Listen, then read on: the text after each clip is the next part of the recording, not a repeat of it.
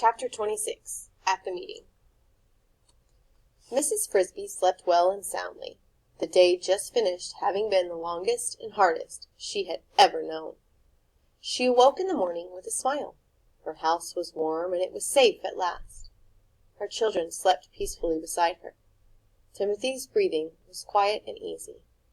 They could stay in the house now, as long as they needed to. On some warm day, later in the spring, when Timothy was strong again, they would move to the summer house down by the brook. Another nice thing, she thought. When they left the house, she would close up the entrance tunnel so that no one could find it. Undisturbed by the plow, it would be ready and waiting for them in the fall. It could be theirs forever, thanks to the rats. The rats! In her half-dreaming state, she had forgotten. They were in terrible danger. What would they do? She felt as if she ought to go and offer to help them. But help how? She could think of nothing she could do. At that moment she heard a voice calling her name from above. "Mrs. Frisby!" She left the bed and went to the bottom of the entrance hole. "Yes, who's calling?" "It's me, Brutus. Can you come up?" Mrs. Frisby climbed up and out her front door, blinking in the early morning sunlight. "Nicodemus wants to know if you can come with me. He's having a meeting." "Just let me wake the children and tell them." 2 minutes later she was walking with Brutus toward the rose bush. "What does Nicodemus want?" "It's about the men. Justin told us last night. Nicodemus thinks they may be from NIMH. He wants to ask you more about what Mr. Fitzgibbon said." That morning there were 2 rats on sentry duty. One just inside the entrance to the rose bush, watching Mr. Fitzgibbon's house, another at the arch where Brutus had stood. All of the rest were gathered in the large assembly room Mrs. Frisby had seen when she got off the elevator. Nicodemus, Justin, Arthur, and 2 other rats sat on the raised platform at the end. The rest sat facing them, filling every square inch of floor space except for an aisle up the center. Mrs. Frisby had never seen so many rats. Even the young ones were present. She spotted Isabella, staring up at the platform with wide, round eyes. Some of the mothers held small babies at their sides. Most of them looked anxious. There was an air of tension, but none of panic.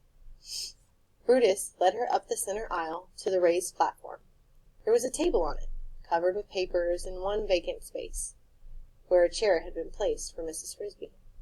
The rats waited in complete silence while she sat down.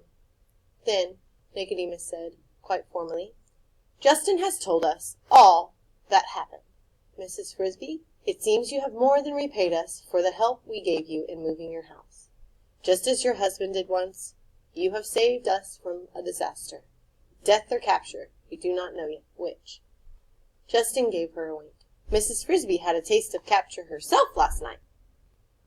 "Would you tell us, as well as you can remember it, word for word, what Mr. Fitzgibbon said about the rats, about the men who were at the store?" "As well as I can remember it." Mrs. Frisby's voice sounded small in the big room. "Mr. Fitzgibbon said a strange thing had happened in the hardware store. Henderson's, he called it." Her memory was good. She had listened with great care to what Mr. Fitzgibbon had said, and she was able to recall the whole conversation, word for word. The rats sat quietly while she told it. Then Nicodemus went back over it, asking questions. "You say that Mr. Fitzgibbon said 6 or 7 rats? Did he ever say which number it really was?" "No, I don't think he paid much attention to the number. Jenner's group was 7, said Justin, "but it could be a coincidence." "Did he say how far away the town was where this happened, or did he name it?" "No, but it must not be very far. He'd been there and back that day." "Did anyone see his car go out?" Nicodemus asked to the others. "I heard it," Brutus said. "I was on duty. It went after lunch. And he was back by dinner. But which direction? If we knew, we might send someone. You see," Nicodemus explained to Mrs. Frisby, "we need to know who those men are. If they're from NIMH, things are much worse for us." "We'd never make it," said Arthur. "Driving at, say, 40 or 50 miles an hour, Mr. Fitzgibbon might have gone 15 or 20 miles in any direction, and returned easily the same afternoon. On the map," there was a road on the table. There was a road map on the table. You can see it could have been any one of half a dozen small towns, and each of them might have a hardware store. You're right, of course, said Nicodemus. Without the name, that idea is hopeless. He turned back to Mrs. Frisby. Mr. Fitzgibbon said the rats were grouped around the motor, as if they were trying to move it? That's what he said, the store owner told him. He didn't see it himself. And that the motor was plugged in? Had been left plugged in, Mrs. Frisby quoted. But we don't know who plugged it in. I got the impression, Mrs. Frisby said, from the way he said it, that the store owner had left it plugged in, but I'm not sure. That would make sense, Arthur said. If it was jitter, and if they had plugged it in themselves, they'd have known better than to try to move it. So they must not have realized. It was probably pretty dark in the store. Poor Jenner, said Nicodemus. I wish he had stayed with us. It will be poor us, said one of the rats at the table. Mrs. Frisby did not know his name. If we don't get on with this. He did not mention the doctor's name, Nicodemus said. Did he say even a word about what he looked like? No. Did he describe the truck at all? No, only that it was full of equipment. Are you sure about the headline in the local paper, Mechanized Rats Invade Hardware Store? I'm sure that's what Mr. Fitzgibbon said it was, but I don't think he saw it. He didn't say so. In a way, that's the most puzzling thing about the whole story, Nicodemus said. Why is that? Asked Justin. Because the headline doesn't really fit the facts. You don't call a bunch of dead rats mechanized just because you find them on a shelf near a motor. Maybe not, said the nameless rat. But then why did the newspaper say that? I'm wondering, Nicodemus said, if perhaps there wasn't more to the story. Some stronger reason to think they were really taking the motor away, or that they knew how to use it. Maybe some other motors had been stolen, Justin said, or some tools that would make them seem mechanized. It would, said Nicodemus, and it would explain what the doctor meant when he said they had more checking to do in town. They're looking for things that were missing, Arthur said, sounding suddenly worried. They're looking for Jenner's headquarters, and if they find it...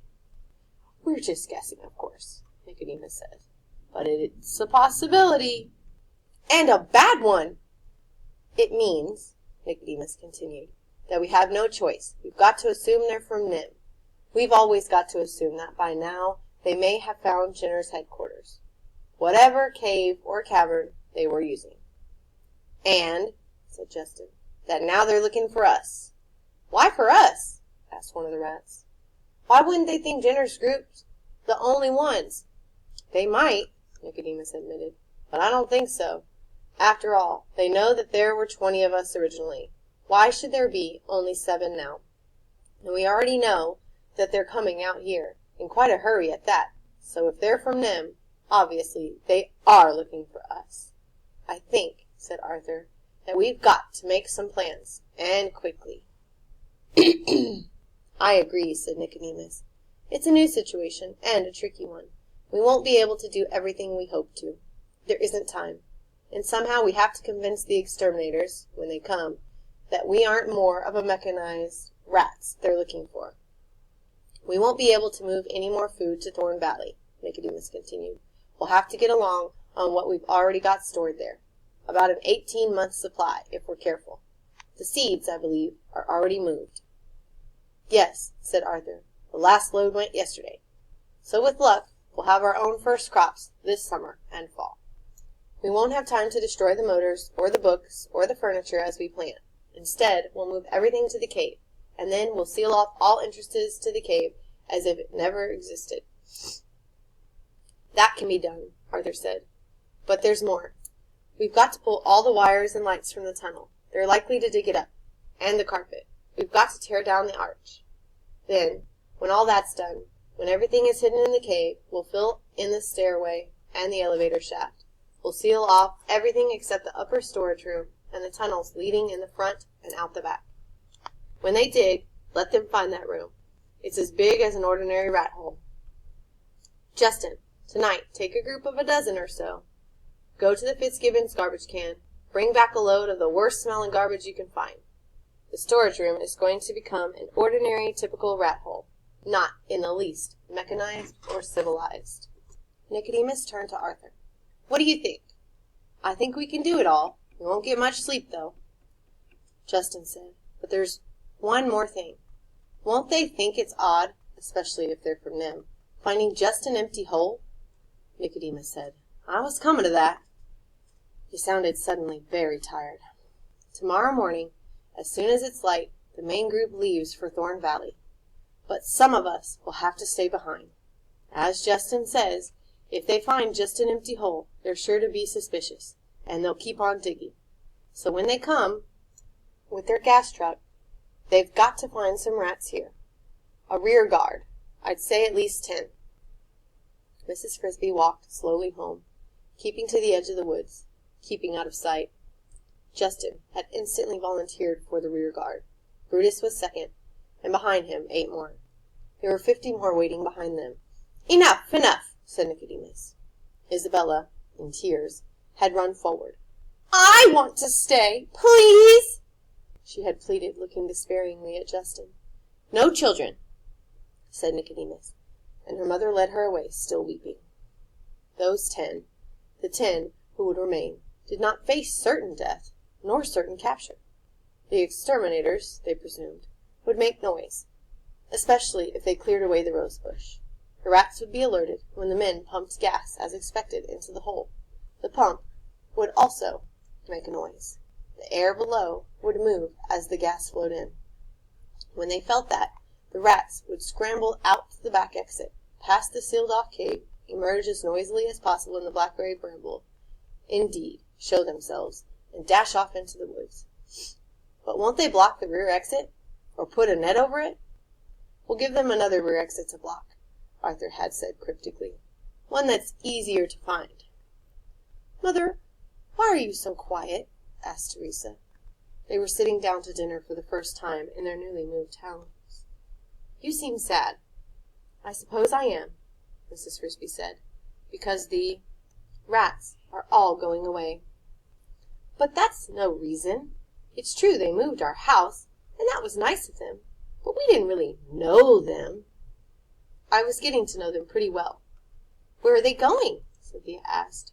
To a new home, a long way away. When? Tomorrow morning. Will you go to see them off? I think I will. But why are they moving away? Asked Timothy. Because they want to, said Mrs. Frisby. Some day soon she would tell them the whole story, but not that night.